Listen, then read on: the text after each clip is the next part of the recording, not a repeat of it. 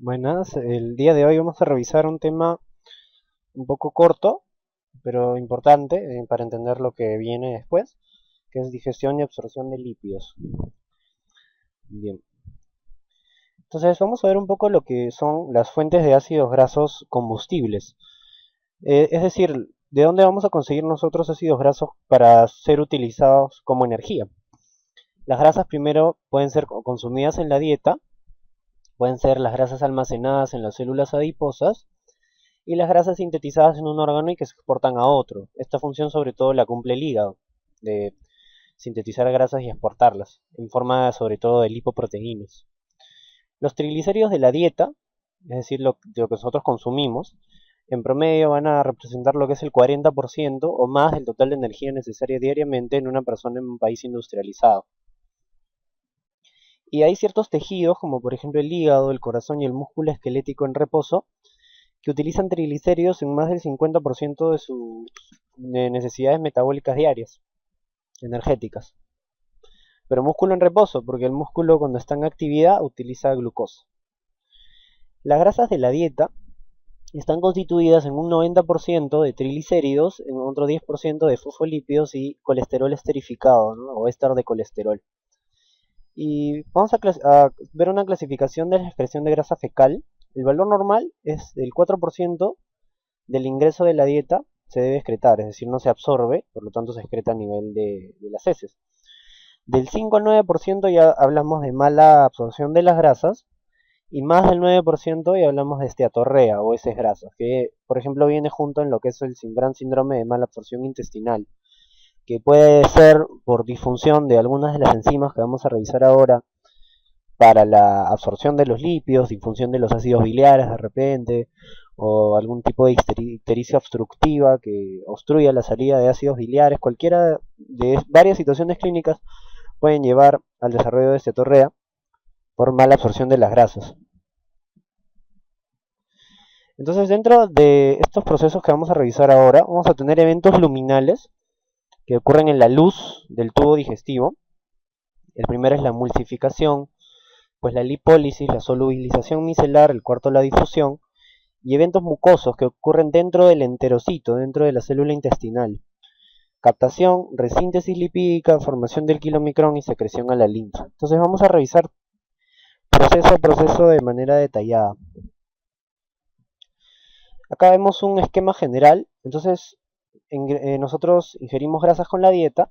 Hay estímulos de tipo hormonal que cuando la grasa llega al estómago, por ejemplo, se libera colecistoquinina, ¿no? Y la colecistoquinina estimula la contracción de la vesícula biliar y la apertura del esfínter de Oddi, por lo tanto puede ingresar lo que es el material de la bilis hacia la segunda porción del duodeno, ¿no? Y dentro del duodeno, dentro del intestino, las sales biliares emulsionan las grasas de la dieta en el intestino delgado. El proceso de emulsificación va a ser el proceso de juntar todas esas grasas que están dispersas en el tubo digestivo, formando lo que es las micelas mixtas, que son como unas moléculas que van a encerrar a las grasas que han sido que están siendo pasando por este proceso de digestión, y gracias a la emulsificación por las sales biliares pueden actuar lo que son las lipasas intestinales y también las lipasas pancreáticas, por ejemplo, degradando lo que son los triglicéridos en sus moléculas de ácidos grasos y glicerol. Entonces los ácidos grasos y otros productos de degradación son absorbidos por la mucosa intestinal, ¿no? Y ya dentro de la mucosa intestinal, dentro del enterocito, son resintetizados. O sea, de nuevo, estaban rotos los ácidos grasos acá, se resintetizan como un triglicérido otra vez y se incorpora, por ejemplo, a la apolipoproteína C2, junto con los kilomicrones, colesterol y apolipoproteínas forman el kilomicrón, perdón. O sea, los triglicéridos junto con colesterol y apolipoproteínas forman el kilomicrón, que es una de las primeras lipoproteínas cuya función principal es desplazar los lípidos a través de todo el organismo, pero los lípidos sobre todo de la dieta, ¿no? Los lípidos exógenos.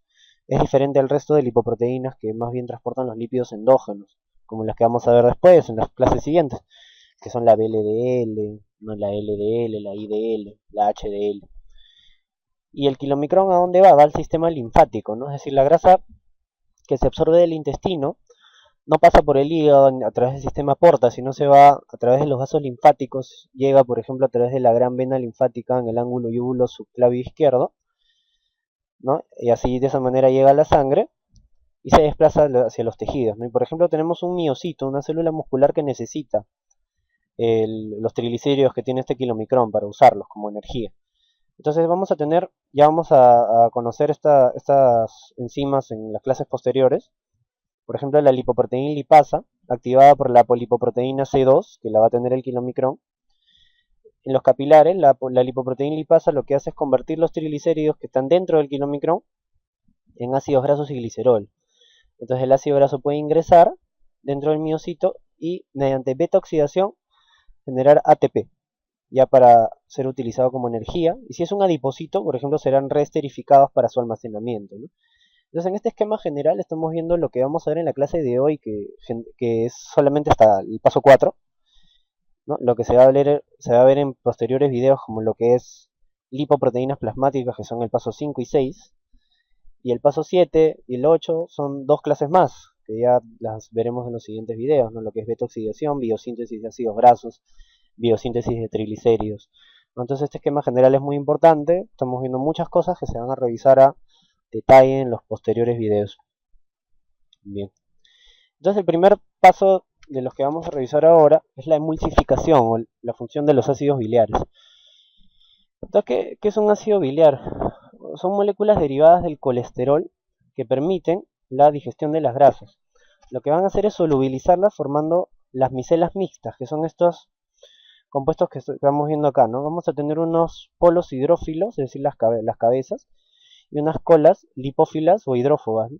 Y van a encerrar en su centro las sustancias lipofílicas, por ejemplo los triglicéridos que se quieren absorber, o los fosfolípidos que se quieren absorber, o colesterol esterificado, ¿no? Todo esto lo van a encerrar acá, dentro.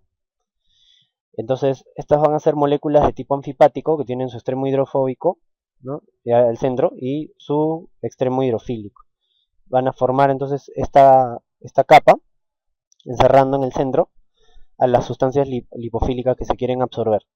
Entonces, la emulsificación de las grasas es un proceso mediante el cual se modifica el entorno a fin de lograr que las moléculas de grasa y de agua se mezclen con más facilidad y también para aumentar la función enzimática, sobre todo.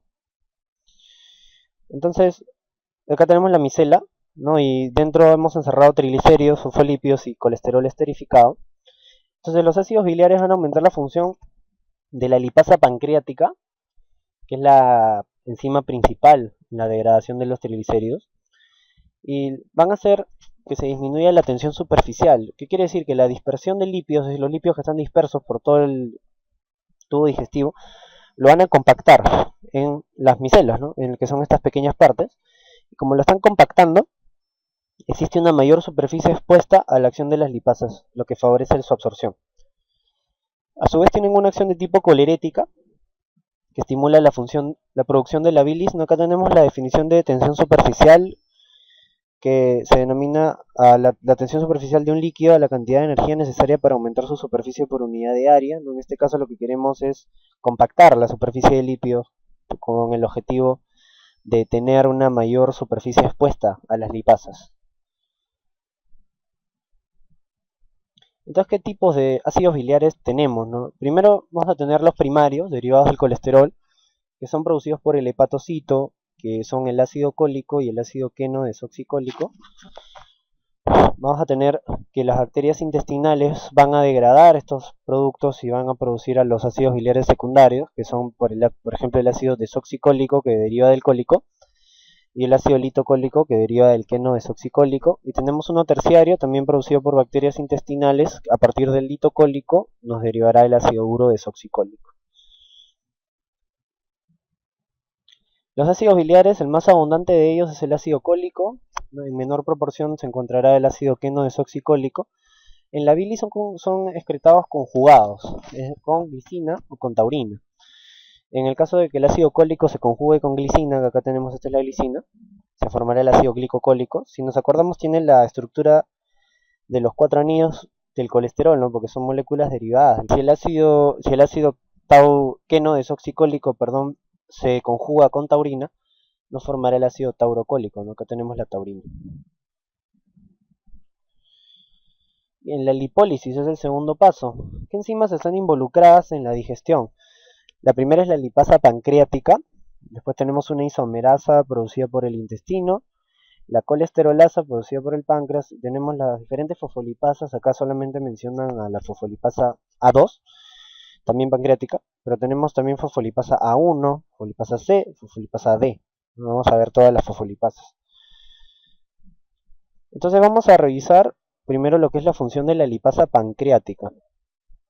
La lipasa pancreática es una esterasa, que quiere decir rompe enlaces éster, ¿no? Y entonces acá tenemos nuestro triglicérido, nos recordamos el glicerol, un ácido graso, otro, tres ácidos grasos unidos, ¿no? La lipasa va a ser específica para los ácidos grasos que se encuentran en el carbono 1 y el carbono 3, es decir, solamente va a romper el enlace que es entre el glicerol y el ácido graso del carbono 1 y del 3, nada más.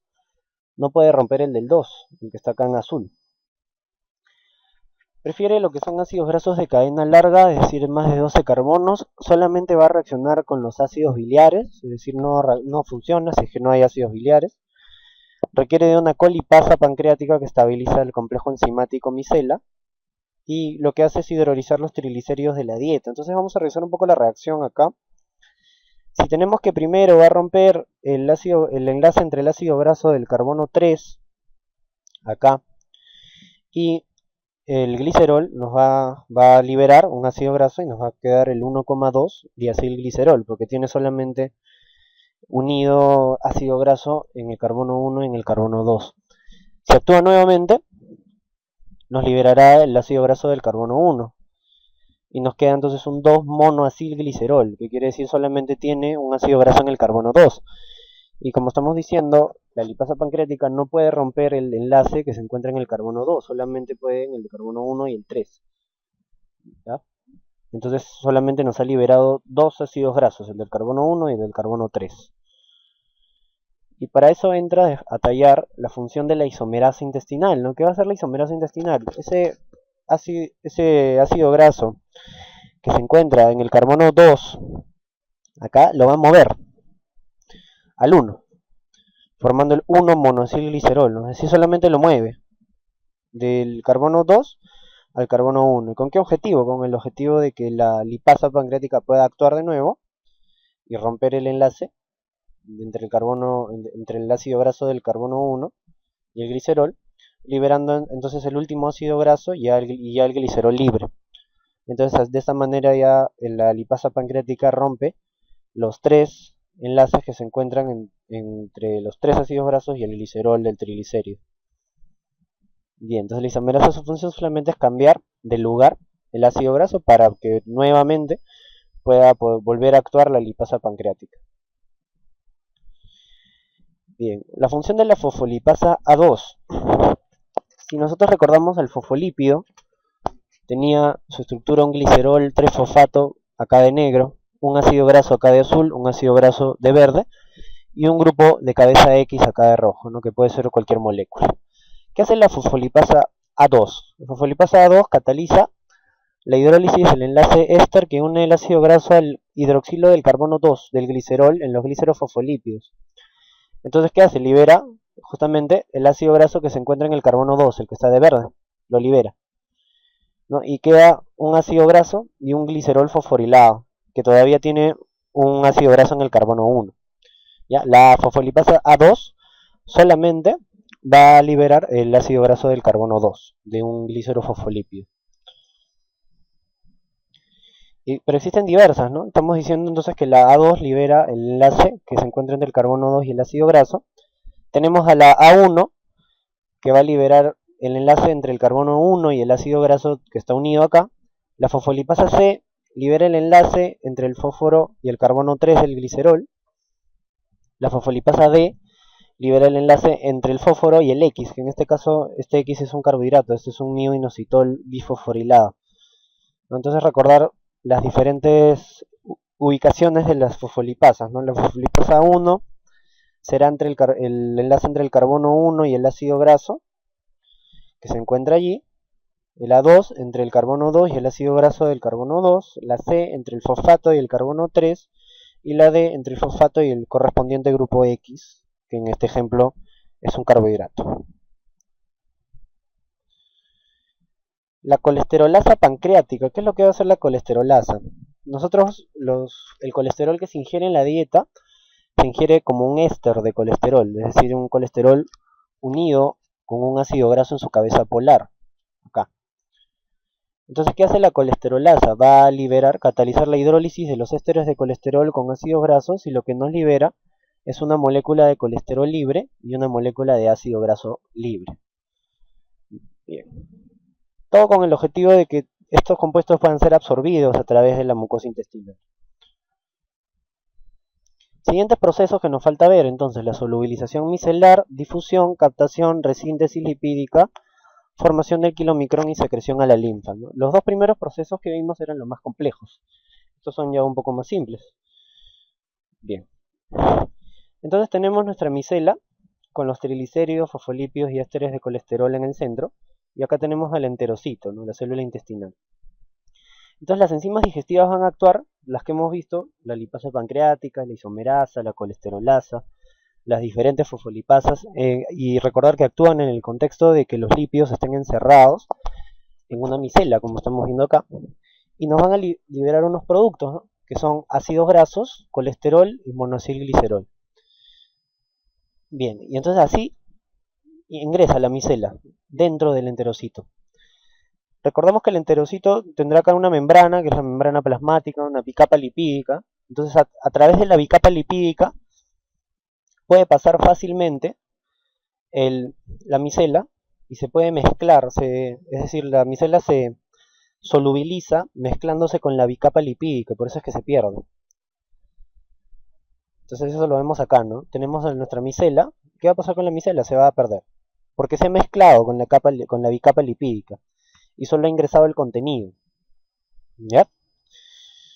Y después, ¿qué vamos a tener? Que dentro del enterocito los ácidos grasos se van a resintetizar. Entonces, si tenemos ácidos grasos con un 2-monacilglicerol, que puede haber quedado si no actuó la isomerasa, entonces se resintetiza a triglicérido y el colesterol se vuelve a esterificar de nuevo. O sea, los procesos que ocurrieron afuera, que con las enzimas digestivas, se revierten dentro del enterocito. Se vuelven a resintetizar los compuestos tal y como estaban en un principio. Y esto se empaqueta junto con apolipoproteínas, que son componentes importantes de las lipoproteínas, que llevan a diferentes funciones como unión a receptor, activación enzimática. Por ejemplo, en el kilomicrón la más importante es la ApoB48. Entonces se va a formar el kilomicrón, que recordamos que es la apolipoproteína, perdón, es la lipoproteína encargada del transporte de lípidos exógenos, lípidos de la dieta, como los que estamos viendo acá. Y el kilomicrón se va a secretar a la circulación linfática, va a llegar al conducto torácico y al ángulo yugulo-subclavio izquierdo y posteriormente a la circulación general. Y para que transporte a los lípidos a donde sean necesarios para que se utilicen o como energía o para que se depositen, por ejemplo, en el tejido adiposo. Entonces ya hemos visto todos los procesos, ¿no? Acá resumiendo un poco. Entonces tenemos grasa de la alimentación, cualquiera, con triglicéridos, colesterol esterificado, fosfolípidos. Con sales biliares se emulsifica, se forman las micelas, actúa la lipasa pancreática, actúa la colesterolasa, actúa las fosfolipasas diferentes. Se formarán entonces los ácidos grasos, se pueden quedar algunos monoacilgliceroles. Todo esto ingresa dentro del enterocito. Hay resíntesis de triglicéridos, ¿no? Y luego con las proteínas, las apolipoproteínas, se van a integrar formando los kilomicrones que son secretados a lo que es la circulación linfática, ¿no? La grasa a través de la linfa se absorbe, ¿no? No pasa a través del sistema mesentérico ni el sistema porta, sino de frente a través de la linfa. Entonces la resíntesis de triglicéridos dentro del enterocito se da a través de las aciltransferasas. ¿Qué quiere decir? De este 2-monacilglicerol van a haber unos acil-CoA, que son ácidos grasos activados con coenzima A.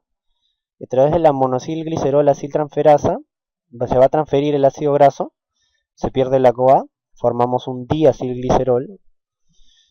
Y la diacilglicerol aciltransferasa nos transfiere otro ácido graso a partir de un acil-CoA, perdiéndose la CoA, formando lo que es un triglicérido o triacilglicerol.